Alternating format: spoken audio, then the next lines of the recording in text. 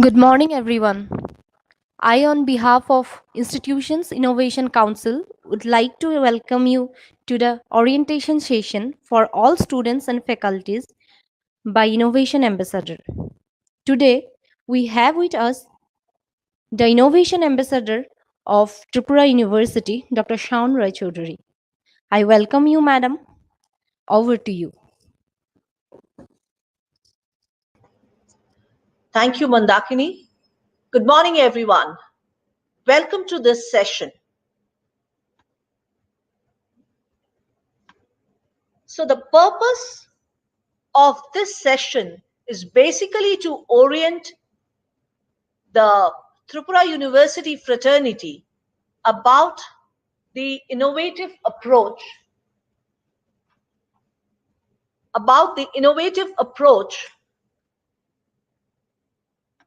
which has been used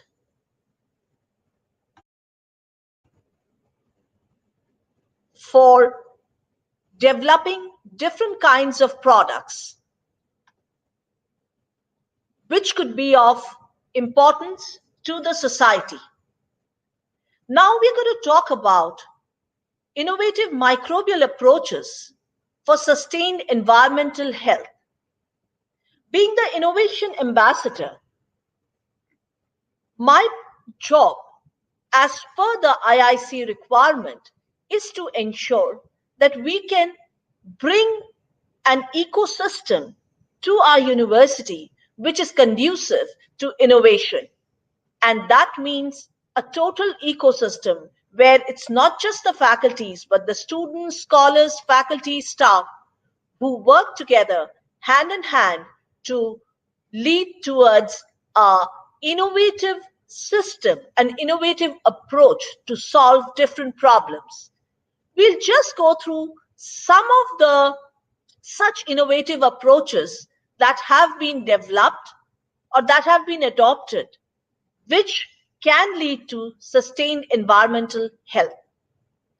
The different area in which the Microbial Technology Group at Tripura University works includes biodiversity screening, looking for new antimicrobial from plant origin, agricultural sustenance through biofertilizer, alternative microbial option for industrial process development, some of which we might even talk about here, like the enzyme-based dehairing of hide, the detergent additive, the biopolishing of metal using microbes, which would ensure minimization of pollution while sustaining the process or giving us even better refined products in most of the cases. And the other area where the group specializes is bioremediation, where what we do is develop tailor-made microbial consortia for specific kind of wastewater, which is different from different kinds for different kinds of wastewater. And the purpose remediation, but value addition to the waste, which gets converted into a product most of the time for reuse. So our approach here is for environmental sustenance is pollution minimization and pollution abatement. Pollution minimization as it stands involves processes where we start using microbes or microbial enzymes to refine the existing process so that the extent of pollution that is generated could be reduced to a major extent. We'll see some of the examples subsequently. On the other hand, the pollution abatement involves again microbial processes where the pollution that has already been generated because of industrial or the different anthropogenic activity can be detoxified, or there is a bioremediation mostly of wastewater. The different techniques that we have or technologies or products, as you might say, that we have been able to develop are the microbial biofertilizers, microbial degumming of natural fiber like the Ramie fiber, and the pollution-free Ramie cultivation. Now, microbial biofertilizer, what you might even know as the organic fertilizer. So what is new that we are talking about? If you are aware that organic fertilizer has a limitation of compromised yield, a yield which is much less than that of chemical fertilizer.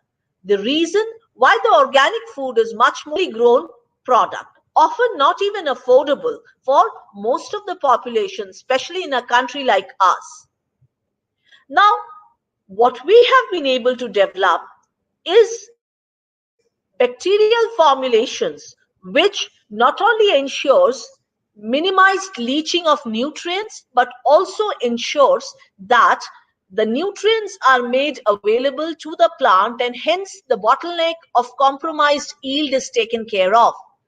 In this case, the biofertilizers developed by us, couple of them, are of such kind in terms of its efficiency that they not only sustain the production at par with the chemical fertilizer, but in many cases, they actually enhance the production of the economic crop.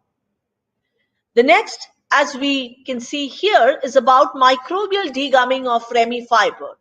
Ramie, the strongest bast fiber, is very important in terms of the textile market. This has been in use for quite a few years or quite a few hundred years by now. Application in India is pretty limited.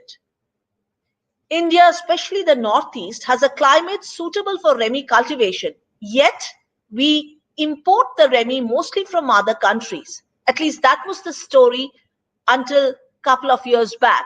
Now there are quite a few states which have started producing Ramie in large amount. But production is one thing, and putting them into use requires, along with production, the processing of the Ramie fiber before they could be picked up by the textile industry. Yes, we have been able to develop technology which can, using microbial enzymes, which can make this processing less polluting or more eco-friendly. Not only that, Ramie is a plant which, once grown, can be harvested for 16 years from the second year onwards, with every harvest done about 40 in 45 days interval. So you can understand that if somebody has to harvest the crop which grows so fast, there's a requirement for fertilization. We also know that chemical fertilizer has a major limitation, that most of it that we apply gets washed off and pollutes the surrounding environment.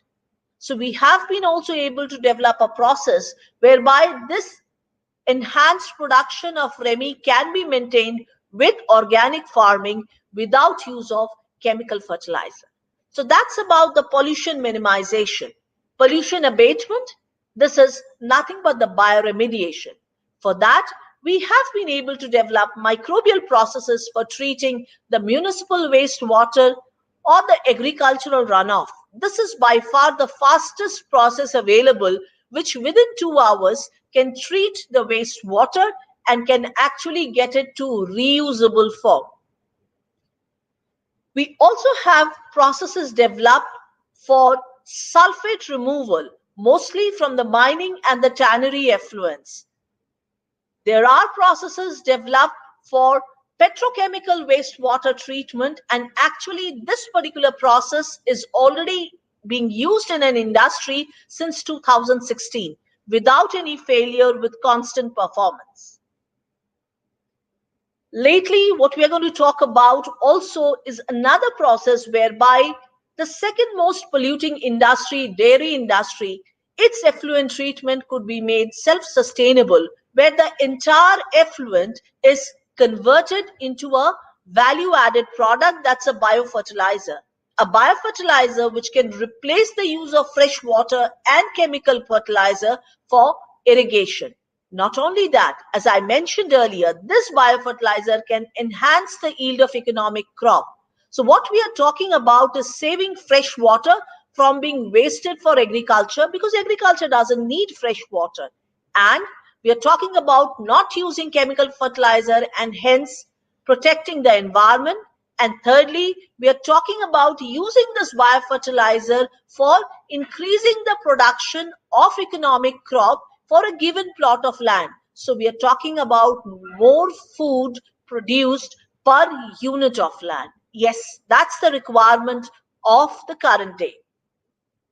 In addition to this, we also have a couple of other waste to wealth conversion approaches where the dairy effluent is used as a source for production of algae, which is again a starting material for biofuel. We also have approaches developed not through microbial means but through different means for conversion of the coffee waste, that is the spent coffee ground, into different value added products. Now about the pollution minimization. One of the major crises that is faced globally is the freshwater scarcity, and agriculture is a major contributor to it. On top of it, the chemical fertilizer that is used for farming, most of it gets or it leaches out and it pollutes the environment.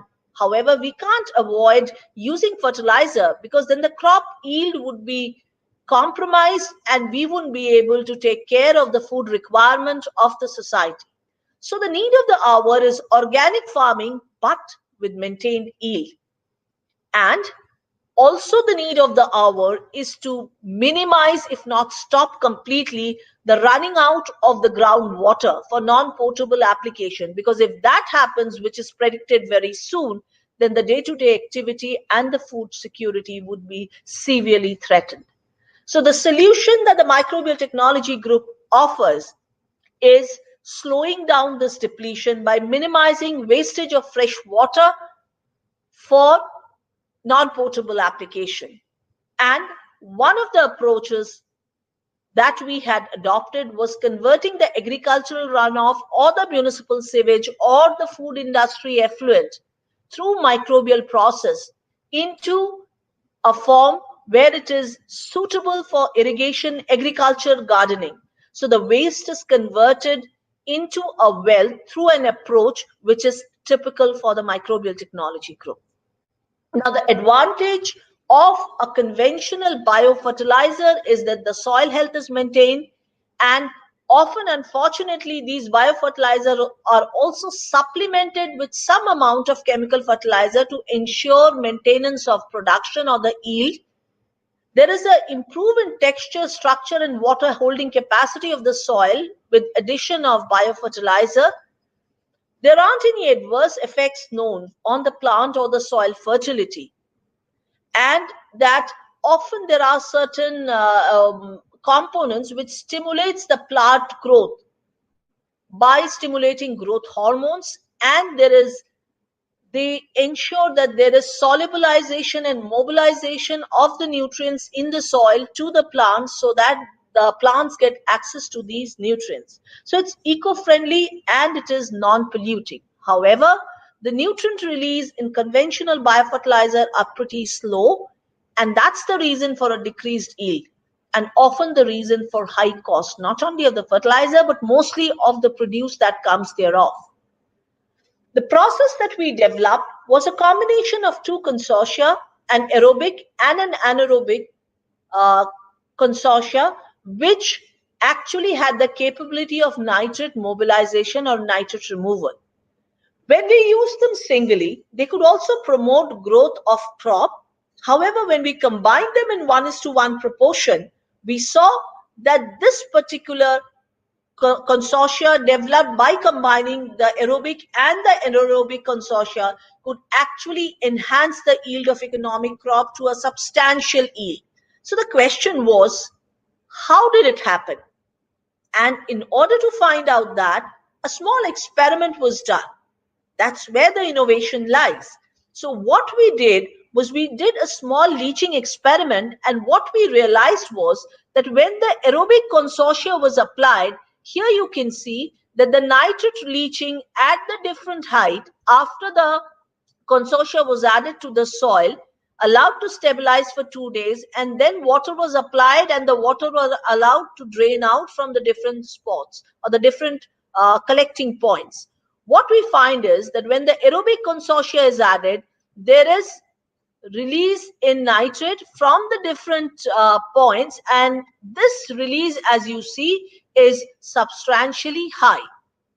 The same experiment was repeated with the anaerobic consortia, and we find that at least for the first two ports, there is no release of nitrate, but thereafter there is release of nitrate from the subsequent ports. However, it is much less than that by the aerobic consortia.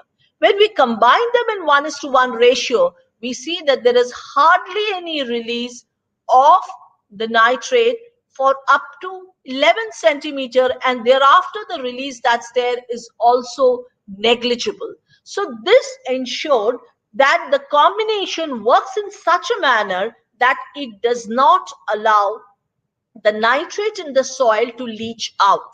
And hence, if the nitrate is still made available to the plants and is not leaching out, it means there would be more nutrient available for the plants to grow and to produce their fruits or yield, whatever you may say. So with this background and the fact that we had done the pot trials and we saw higher yield with the combination as compared to either of the two, we could understand the underlying mechanism, and that was this particular combination could ensure that the nutrients are mobilized and are made available to the plant, but they are made restricted in the root zone. So the height of these collection points were based on certain parameters. We are not getting into the details of that, but this ensures that the root zone of the plant has access to these nutrients, and hence it is expected to work better.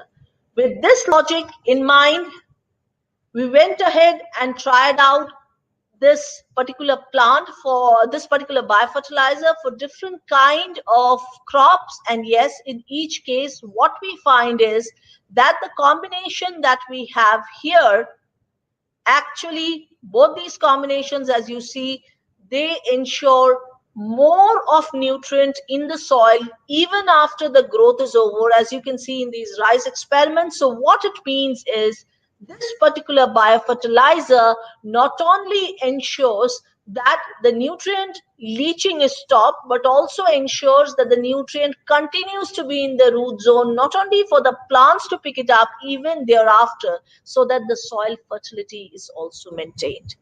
Some of the results of this particular experiment that we talked about, so it is the yield as compared to control, which is without any fertilizer, and this is with chemical fertilizer application. So this is yield in kgs per hectare. The aerobic consortia, the anaerobic consortia, the combination of the two, and the chemical fertilizer. Here you also have actually the seeds of mung bean that were grown. In case of plants, as you see, you have the per grain weight in case of two of the scented rice varieties, that is Kola Joha and Manki Madhuri Joha. So this is with the chemical fertilizer and the biofertilizer, the weight of the grain and the percentage filling, which also shows a positive impact of the biofertilizer. So from here we are talking about biofertilizer formulation, which while maintaining the safety of the environmental health also ensures that's higher production and production of healthy crop. As any scientific work would be, these works have been filed as patents in India. Some of them have also been filed abroad and actually have already been awarded. And this is an Indian awarded patent, this is a Bangladesh awarded patent, and they have also been published in scientific journals. Now we move to the next one, that is the microbial degumming. So what we have been able to develop is a process whereby we increase using these biofertilizers, we increase the production of fiber by the crop Ramie, and have also developed the appropriate combination of microbial enzymes which could degum the Ramie fiber, as you see here, the natural process. But what we have added here is minimized chemical and ensured that we have a biological treatment where the enzyme that is added by the extracellular enzymes, I would say, by the microbe ensures that we have softer and much superior quality fiber than just chemically treated fiber. We didn't just start with growing the crop and doing the process at the laboratory scale, but took it a little higher than that and actually have been able to get it to threads. And from the threads, we have been able to even make sample cloth pieces. So weaving has also been done.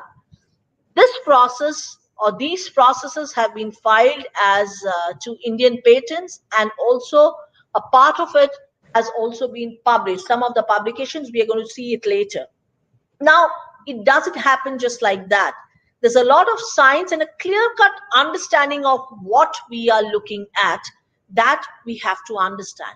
Like for the biofertilizer part, what we looked for there was a consortia that could mobilize the nitrate and the phosphate, and mobilize not only from the soil particles, but also could ensure that this could be retained in the root zone. So it's all step by step that it is done, and innovation the way it works. But the moment the innovation gets coupled with a proper understanding of the science and technology, it adds a new dimension to it. So as far as this particular degumming is concerned, of Ramie that I was talking about, here again, we tried out a couple of different isolates we could get, and which we had isolated, and we tried them out for their amylase, pectinase, xylinase, cellulase producing ability. We characterized each of the isolate at length, and then tested them individually for degumming, and then developed consortia with these isolates, and finally came up to a formulation which could give us the strongest fiber with the softest texture and a better luster for subsequent work. And that's exactly, these are glimpses of the bacteria as they are seen under the scanning electron microscope. Now, if the purpose is this enzyme production in a continuous mode, because if you have to use it for a continuous or a commercial purpose subsequently, then there has to be an enzyme production system which is consistent. So under these situations, it's always better to have a biofilm-based system, provided the organism can grow as a biofilm. So what we found here, this graph that you see on the left side top panel is a combination or a comparison of the enzyme production by the consortia under suspended condition and under immobilized condition. So what we see is more or less the enzyme production is similar, and hence the consortia could also be used as a biofilm for production of the enzyme. Now, looking at the fiber in greater detail, it's not a question of just getting a soft texture and a glossy finish, but why is that happening? And in order to understand that, scanning electron microscopy of the fiber was done using the same facility that is there at Tripura University. And what we find here is untreated fiber of Ramie, fiber treated with one organism, the fiber treated with the next organism, the fiber treated with a combination of the two. And what we find here is an even degumming. It's not complete loss of gum, that's not required for degumming, but it's an even degumming. And what results because of this even degumming is a much higher strength bearing capacity of the fiber as compared to either fully chemically treated fiber or either of these isolates. Now, a glimpse of what we were able to do. So you already had a glimpse of the crop that we could grow. Here, the decorticated fiber, which when is completely chemically treated, gives a cotton-like finish like this. What we do is a combination of partial chemical treatment followed by the biological treatment. We could call it the biochemical treatment. And here what we have is a lustrous fiber. You can see the luster difference. This is the sliver made. From there, the thread, they are made. This is 50% of wool, pashmina, and 50% of Ramie. This is 50% of viscose with 50% of Ramie. Here what you have is, guess what? Much less of viscose and much higher concentration of Ramie. Yes, that's exactly what is required. And where we ensure that we can have fabric developed with more of Ramie and less of other material blended, yet ensure that the fabric is soft enough to be put into use not only for furnishing but also for cloth. Since Ramie is known to have antimicrobial property, even the fiber, so if we can couple it with wool, which would ensure that there is sufficient aeration and there is less of insect infestation, we could even think of products which are formed, which have a longer shelf life or a longevity. We are already in touch with the Weaver Service Station, Jaipur, Ministry of Textile, Government of India, where we are trying to develop products with these fibers which are naturally grown or organically grown, so that once that comes up, then we could actually promote it at a larger scale in the state of Tripura. Again, these are some images of the blended fibers that have been developed. So what you see here is the only cotton fiber thread is much tight. It's much compact as compared to the rest. So this is a place where we have to actually go in for optimizing the process of combining or proportion of the different material, that's the Ramie with cotton or other natural fibers that we are talking about.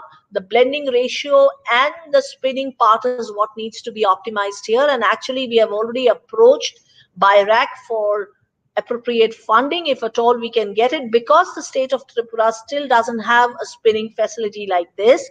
This is what you see here were basically done at Ghaziabad. Now these are some of the publications and patents I've already mentioned. One patent is also mentioned here that has been filed in this connection. So as you understand, you can see the years and you would be able to make out it takes a long time to get to a point where you start with a basic research, but you come up with a product or technology which is ready perhaps for a pilot scale before it goes for commercialization.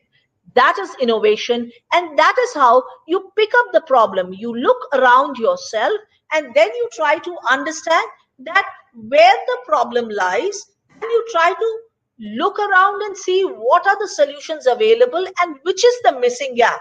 If you know this is the missing gap, you accordingly decide or design your experiment to fill up the missing gap here. In case of Ramie, what we understood was the reason why we tried to promote it was we had access to enzymes, different microbial collections, mostly novel one, and we had the extracellular enzymes that were being produced by them.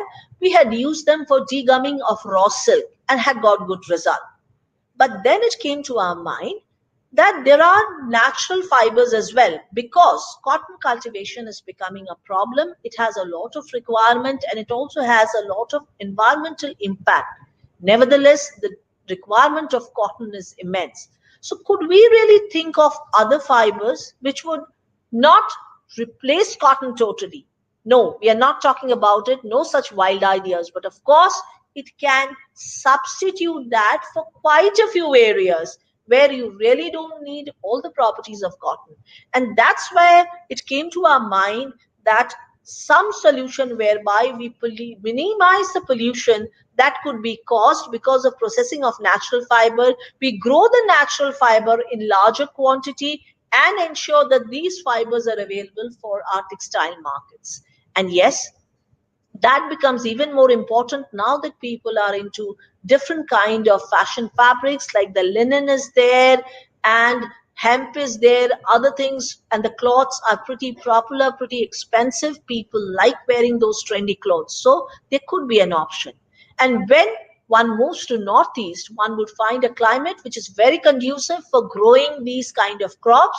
And on top of it, what is most interesting is that there's surplus land, non-agricultural land, which could be put into use. And what comes out is the raw material for the textile industry. Not just the textile industry, the waste that is generated all from this Ramie cultivation or decortication also has immense application. It's a wonderful source for growing earthworms. So for vermiculture, it could be a substrate itself. It could be vermicomposted and in turn used in the same fields for ensuring the fertility of the soil while Ramie is being grown.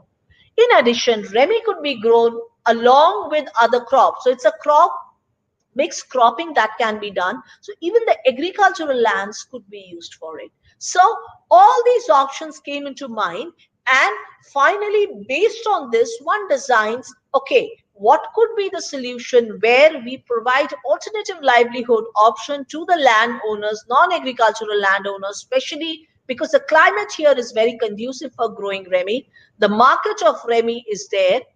Most of the Ramie is imported. So if they could be the suppliers here, the economy grows not only for them, but also for the country, where they are in a position to minimize import of many of the commodities which could be grown healthily and happily in the same country. Now we move to the next part, that's the pollution abatement with value addition. Here again, we're talking about a microbial formulation using couple of isolates which we have isolated from different environmental sites. This microbial combination in a definite proportion, when that is used as a biofilm, what we find is that the municipal wastewater or the agricultural runoff could be treated within 2 hours with the desired COD and BOD reduction, and the water that comes out is suitable for agricultural use. So here again, it didn't come overnight. It was looking for microbes which could reduce nitrate and phosphate from environmental site, characterizing them. So the basic logic of looking for microbe here is, what kind of inoculum would you use to get these kind of microbes? So there was a proper survey done which gave us an idea about sites which are point sources of nitrate and phosphate, that is water bodies which are receiving pollutants from different point sources which are containing nitrate and phosphate.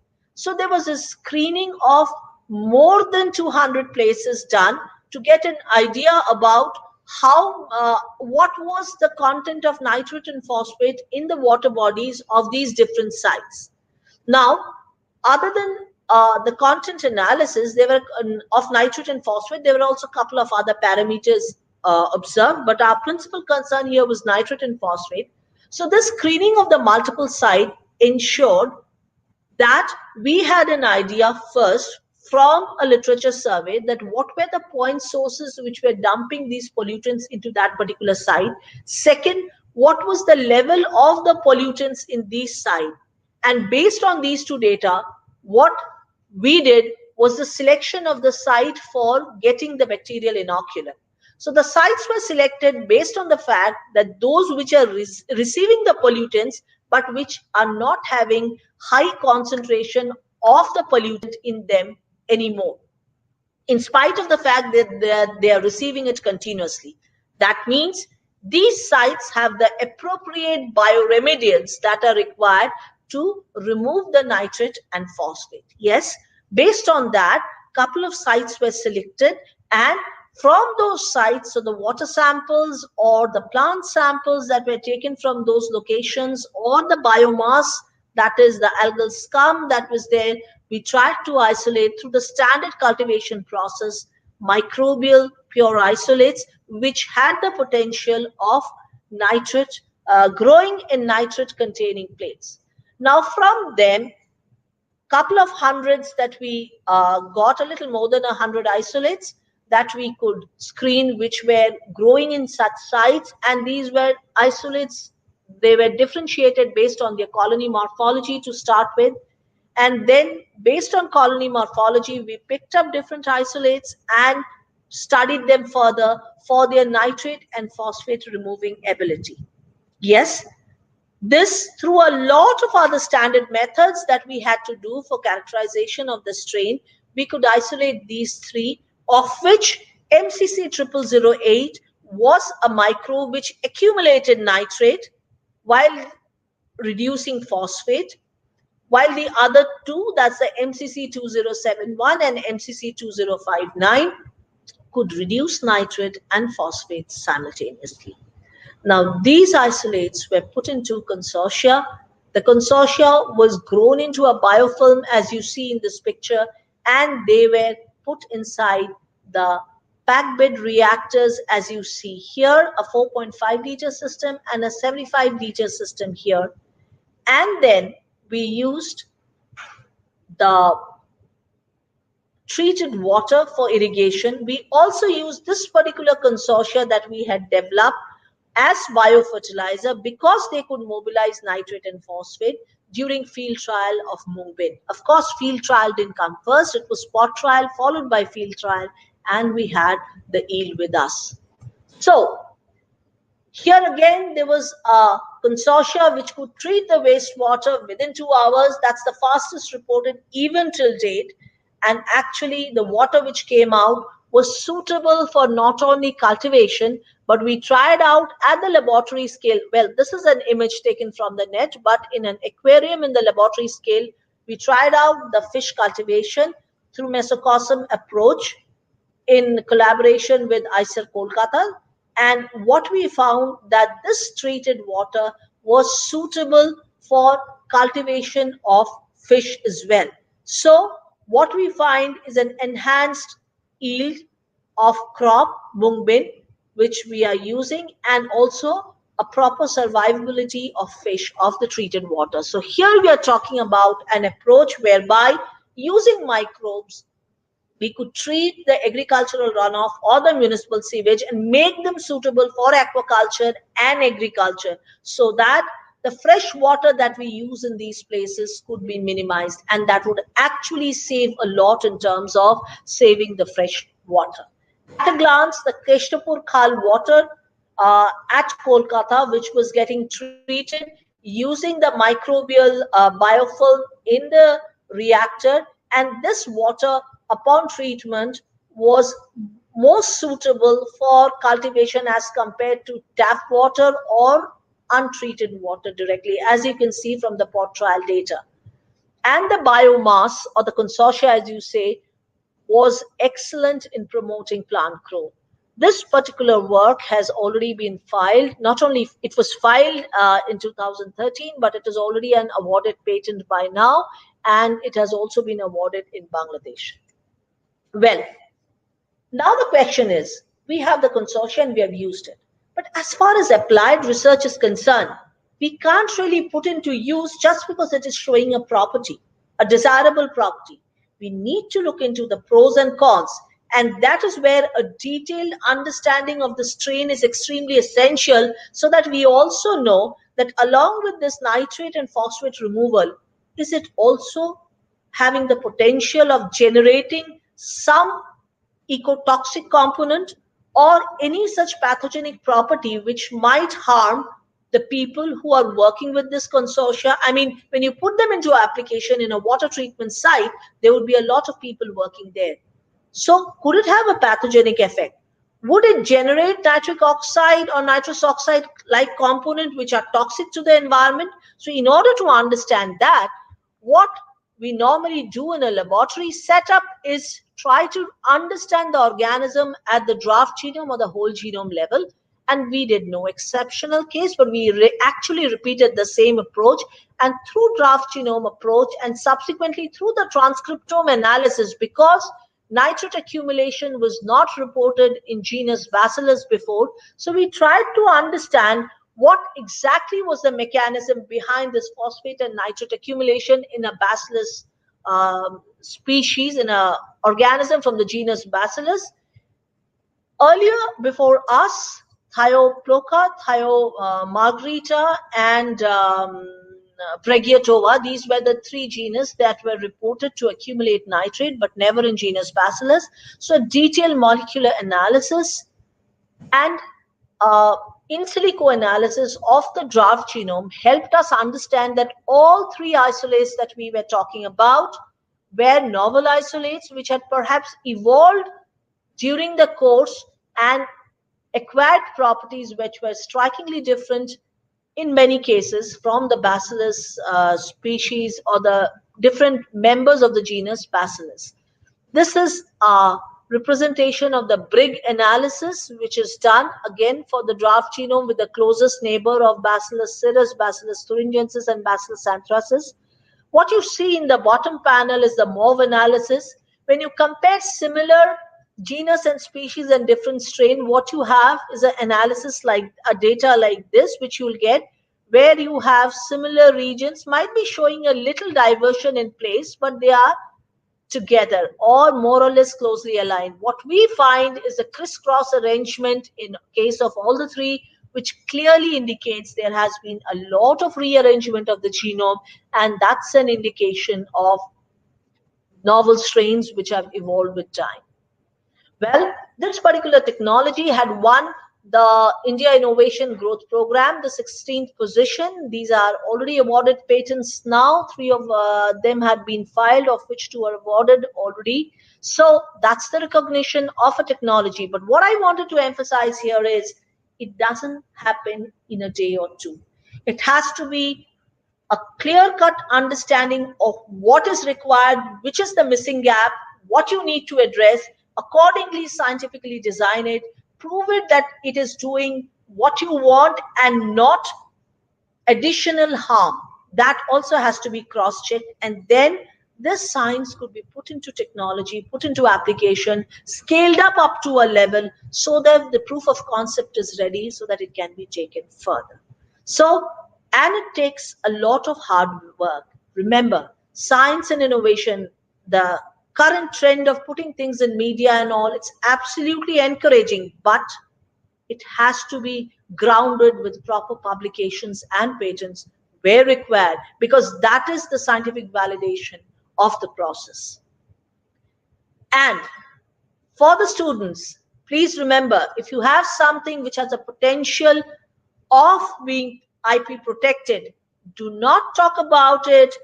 No WhatsApp, no chat, no Facebook messages about it unless you've really done it. So science needs to be done a little seriously, but identification of the problem and addressing them is not something which is very difficult. But what it needs is the right kind of training. So you have to develop the kind of attitude to actually address these problems. So we come to the next one, that is the dairy wastewater conversion to liquid biofertilizer. Water crisis is something we have already talked about and we know about it. Now, dairy industry, which is the second most polluting industry, it generates about 1.5 to 3 liters of water per liter of milk processed. And this water is extremely rich in nutrients and needs to be extensively treated before it is discharged. And if that doesn't happen, what results is a adverse effect on the environment and tremendous pollution. Unfortunately, this treatment process is extremely expensive. The ones which are available, it's tedious, costly, and it actually takes about 1.5 times of the annual turnover of any installation. So from there, you can understand that it might be affordable for the larger dairy farms to adopt such a technology. But for the smaller and the middle segment, it is crippling. So an alternative approach is required, which would reduce freshwater consumption for non-potable application while converting this waste into a value-added product, and a process which would even make the wastewater treatment a sustainable and a profitable process, not only for the large-scale dairy farms, but also the small and the middle segment. What you see here is a conventional 7-step, but often there is also an anaerobic fermentation. And so there is a 7 to 8-step process of wastewater treatment for the dairy ETP or effluent treatment plant. Here, what we knew was that there was nitrate, there was phosphate, there was protein, there was lipid in the wastewater. So how could we convert it into something where the water, huge copious amount of water, could be used for irrigation along with fertilizer property? So what we needed was that the entire nitrogenous component, instead of being lost as nitrogen gas, should actually be converted to ammonia so that the plant could pick it up. So we wanted a pathway where we have these enzymes, and here through this, it comes directly here. We do not want a pathway whereby it gets into nitric oxide production. So it should come here, but it should not go here into nitric oxide, nitrous oxide production, which are extremely toxic, and the nitrogen should not be lost as nitrogen gas. So we wanted microorganisms which would have enzymes for these pathway, and would preferably not have enzymes for these pathways. So based on this understanding and also a little more detailed understanding of microbes, which would not get into this, as I mentioned, as I showed there, so nitrogen gas was not required. It was just ammonia production that we were looking at, preferably not an organism which has these reverse reaction also. So with this in mind and the draft genome data of the organisms, some of the organisms available with us, the pictures, same images of some of them are put in here. We combined the organisms in a proportion, different proportions, and tried out, finally landed up with a combination which could actually, in a 1 or 2 unit operation, could get down the pollutant level to a concentration where it could be easily used and effectively used as a biofertilizer. This particular process, which was started from the strain isolation till a complete 11,000 liter per day capacity process, which with the BIRAC funding we could demonstrate. We were able to do that. And here again, the biofertilizer which is produced, this is a system of 9 meter cube per day capacity approximately. That is 9,000 liters per day at the Indranagar Gomti in Agartala. A similar kind of system was also there at Bhubaneswar of a little larger capacity, and the biofertilizer could enhance yield of economic crops. So the extent of enhancement was different for different crops, as you expect, because they have different requirements.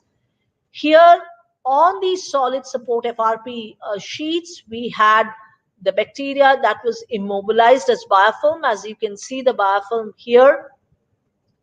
These isolates also, as I mentioned, we had to have a clear understanding about these organisms, not only their identity, but the metabolic process that they were following. And with the detailed analysis, this is a dot plot analysis. What you had earlier was the analysis of the protein content or the protein profile through RAST. So these are different tools.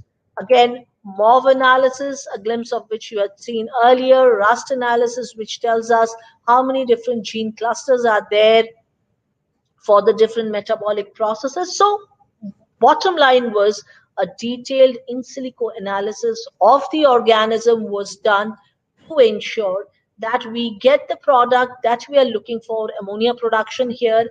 And some of these isolates that were used also had precursors for the plant growth hormones, and that we were not getting production of nitric oxide. That was something we wanted. So at a glance, the technology that had been developed was about collection of the environmental sample, mostly from the mother dairy, Dankuni sludge, and even isolates from other environmental sites had also been pooled in together to get the desired conversion that we wanted. These microbes, after a detailed characterization when they were isolated, were put into a combination.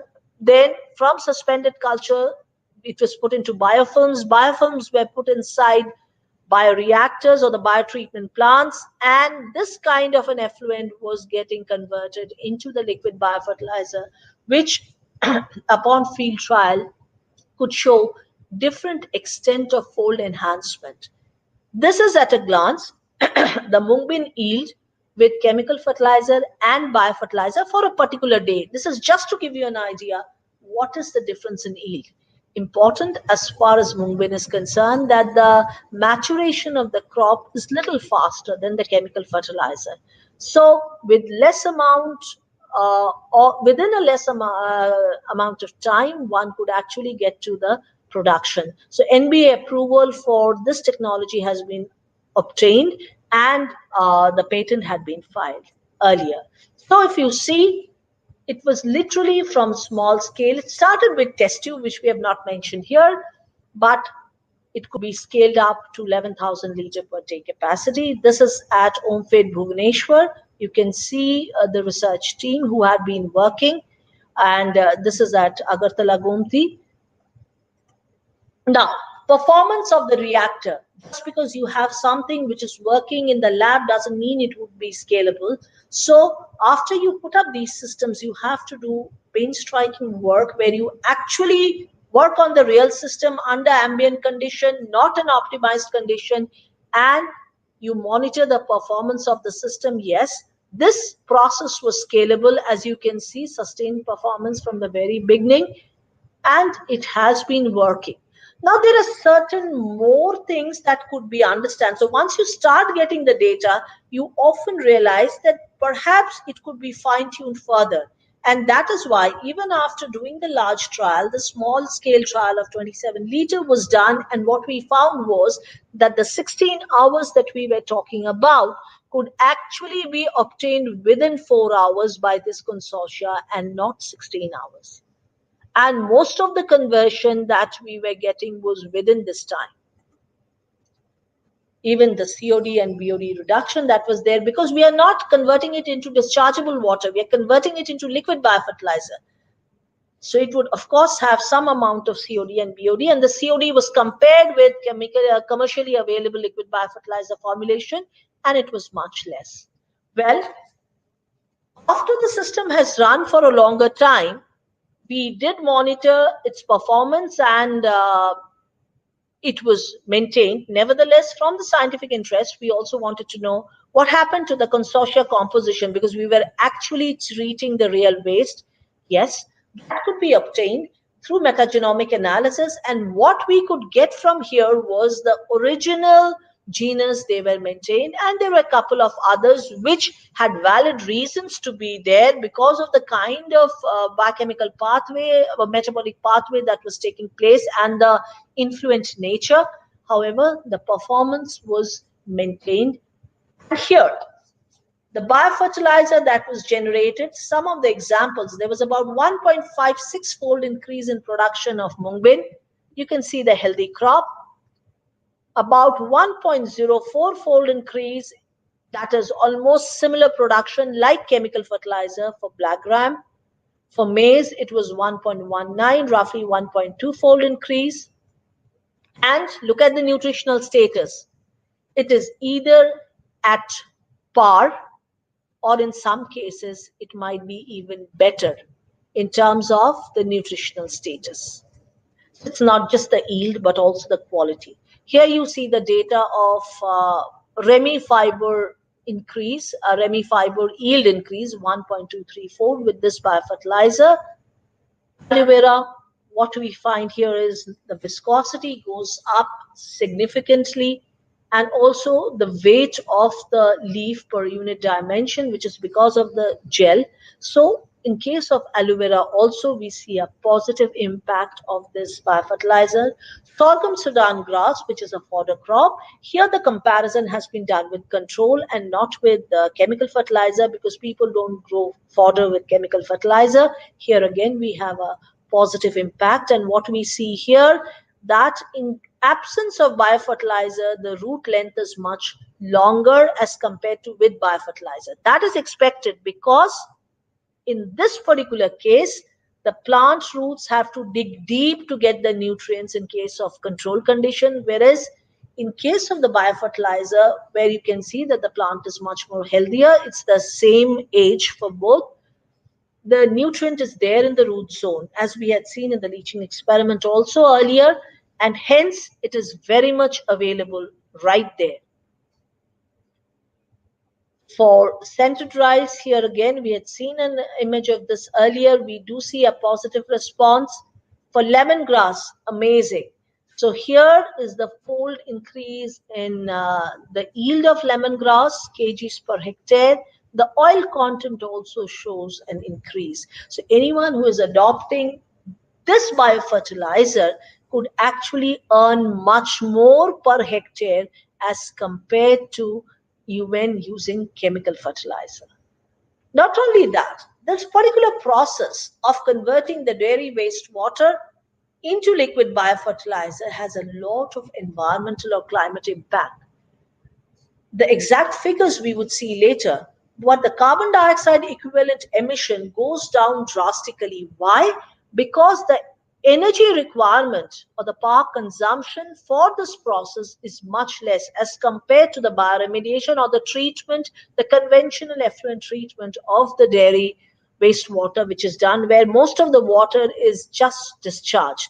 yet utilizing much more space and much more energy. So anyone adopting this technology would actually pay less for the biotreatment plant, leave apart the land use, which is about 1/7 or 1/4 of what is required in a conventional system. They would also earn a revenue from the reactor operation instead of spending as it happens in a conventional system.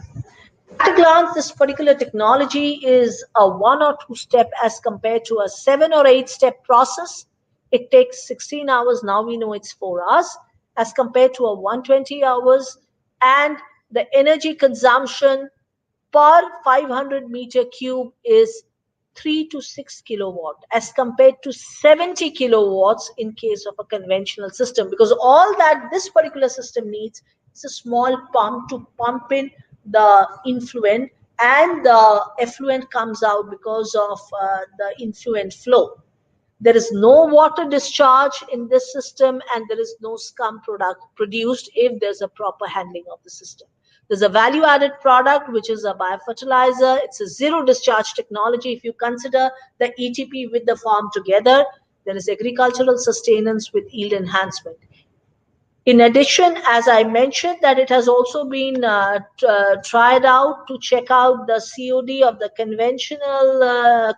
commercially available biofertilizer versus ours, which shows that it is eco-safe as well in terms of the COD. Adoption of this technology could make the small and the middle scale dairies pollution board guidance compliable, and hence is extremely essential, and it would also ensure that fresh water is not misused for agriculture. Now, this particular work, it has also been published in 2 journals, and the large scale production has been communicated. It has been filed as an Indian patent. It won the regional climate launchpad in 2019 Odisha, and it was one of the 13 technologies which represented India at the global grand climate launchpad finals in the Netherlands. This technology has also won the visitors award. Now we move into another system. So what in the previous one we could do was convert the dairy wastewater into ammonia-rich biofertilizer. I said it was a zero discharge technology, provided we considered the ETP with the farmlands. But what about the urban dairies who do not have the farmlands? So since it's a liquid biofertilizer, diluted one, and we want to keep it diluted so that it can replace the use of chemical fertilizer and fresh water for irrigation.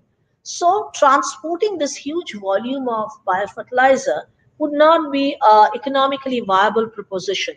So in case of urban dairies, this technology would not work. So in order to ensure that we have technology that works in case of urban dairies as well, we have another set of consortia that have been developed, bacterial consortia, which within a span of 20 hours could ensure that the most of the waste, that is the phosphate and the nitrate, major portion that's there, could come down to the desirable level or just above the desirable level. However, if you want to treat it, so here again we had a couple of isolates, most of them isolated from the mother dairy activated sludge, but some other isolates were also there. The right combination, each of the isolate, as you see here, it uses 8 bacteria isolates in a consortia. Each of them had been characterized at length, not only for the microbial characterization, also for biofilm formation, because ultimately what we look forward to is a biofilm-based reactor, so that there is a one-time charging and there's a continuous performance. Here you look at each isolate has been tested for its specific bioremedial properties, be it phosphate, nitrate, nitrite, protein, carbohydrate, individually and then in combination, so that we have a clear-cut idea that the combination gives better performance than the individual. Otherwise, there's no point in combining more microbes, because if we have unnecessary candidates in the microbial system, we'll have more dead mass, and we can't afford to have that. So then we looked into the ammonia producing ability of these microbes as well, because whenever there's a C by N rich effluent, automatically the tendency of the microbial system is to lead towards ammonia production than mere removal of the nitrate. So these combinations were tried out at small scale in biofilm on the Rashid rings, and the performance was monitored for nitrate phosphate removal. And what we had was ammonia production with it. We had to do an optimization of the percentage of bacterial inoculum to be added for this system to perform its function properly. Well, as you see from the above one, we have ammonia production, and this ammonia we want to remove. And for that, we have designed something else to follow this bacterial treatment. Well, the water that comes out with the ammonia is suitable again for growing crop, that is mung bean cultivation, as you see here, as compared to untreated and tap water grown mung beans in pot trial. So the ammonia containing effluent which is not required for cultivation could be treated with a specific algal consortia, algae bacterial polyculture that we have developed again from East Kolkata wetland Bheri water samples, which could treat the wastewater, get it down to discharge level within 48 hours, and at the same time, the algal biomass production was increased with a substantial increase in the lipid content. Yes, that is the most important part. So, this particular algal consortia that we could develop, and it has also been submitted to the culture collection now, could ensure that the dairy wastewater could be used as a feed for growing algae that in turn can be used as the starting material for biodiesel production. So that's again a waste to value addition or a waste to wealth approach. This consortia that we talked about, the polyculture of algae and bacteria, has also been understood through metagenomic approach, and this is at a glance what we were able to do. Get microbes from environmental origin, characterize them at length, put them into biofilms, combine them into consortia, put them into biofilms, consortia which were tailor-made for the purpose, and then use the treated water for cultivation. The organisms were well understood at the draft genome level, and if we do not need so much of water, the rest of the water could be used post treatment within 48 hours for algal biomass production, while the clean water which is suitable for any applications that you need, non-potable application, was available for reuse, while you had an option of generating biofuel. So this was yet another approach that was developed. Now we move to the next one, petrochemical wastewater. These are all case studies of how one designs specific tailor-made microbial formulations for treating the wastewater. Here again, we took the sludge and effluent sample from East India Petroleum Limited, Vishakhapatnam, those who had approached us to develop a microbial process for them. These isolates that were obtained were characterized at length. Some of the SEM images you're seeing here, combined in a definite proportion, and then we looked into the biofilm forming ability, other characteristics, molecular identification of them, and put them into biofilm. And what we were trying to see is their toluene reducing ability. Mostly here what we measured was the BOD reduction, which the industry normally does in terms of wastewater treatment.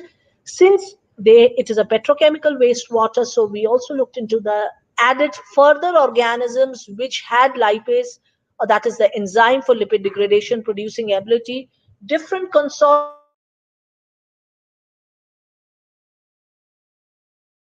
of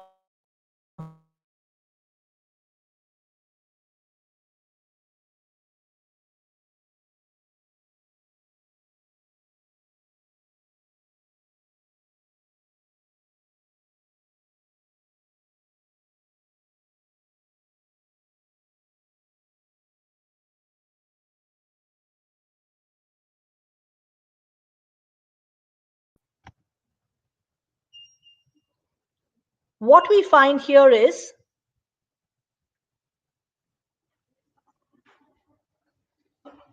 so the different consortia were developed, process optimization that was done, and we could see that how much of toluene within what time it could remove. Process optimization done through RSM based method. This is the photograph of the real system, a 12,000 liter capacity system running at East India Petroleum Limited, Vishakhapatnam from 2016 onwards. Yes, it gives the desired reduction that is required, and this particular technology has won the NASI Reliance Industries Platinum Jubilee Award in 2020. Well, there are others like ammonia removing system, the work that is currently going on. And this ammonia removing system, as you see here again, we tried out different isolates, checked their ammonia reducing capability, developed consortia, but we found that instead of consortia, a pure isolate was working better, characterized the isolate at length, looked into its biofilm forming ability because we wanted packed bed reactors, compared the inoculum percentage so that we could get to a point where we had a sustained performing system, looked into the ability of the consortia to reduce different percentage of ammonia from the real effluent aquaculture water, and we now have an idea of the system, the process optimized, the running system confirmed, and what we find is a process ready to be scaled up further. At a glance, what you see here is the different components as they are reduced at different time points. Sulfate removal is another area that we have worked on, developing specific microbial consortia, which we have developed from environmental sites, characterized them at length, put them into biofilms, scaled them up to 220 liters per day capacity, and optimized the process, worked out the minimal growth condition or the minimal media that would help the bacteria to grow, because in enriched media you can't put them into environmental treatment condition. These are images of the biofilm which were developed with the minimal media, and this work or these works on sulfate have also been published, and some of the patents which have been granted already, US patent as well as Indian patent. This again tells you that it's a question of identifying the problem, then based on your understanding of science, developing the condition or designing the condition whereby you could develop the consortia or the isolates and characterize them at length, and then from a small lab scale trial you can take up to the pilot scale trial, and if there is something novel, something different, go ahead for the IP filing before you go for publishing the same. Well, last one for the day, a new candidate that we are looking at, which has immense potential. Yes, this is again an organism. You can see a picture of it taken from a plate and the same images of this particular isolate which is there. I'm not going to tell you right at this moment what it can offer, but this is again a new wastewater treatment process that the group is working on, and there are more to come, I'm sure. All that I wanted to share with you was that there is a lot of scope.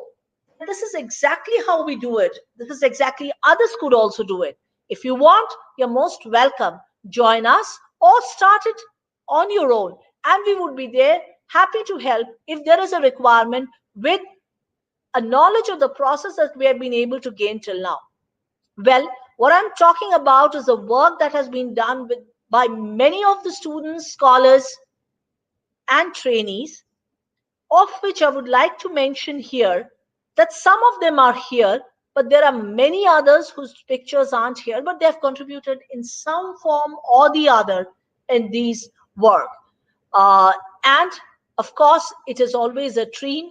Those whose pictures are not there, please excuse me because it was not possible to populate more pictures here, but nevertheless, it is a hierarchy which starts, and the trend of the microbial technology group is being to develop tailor-made microbial consortia which does not give waste, it does not generate scum. So a scum-free system is what we try to develop.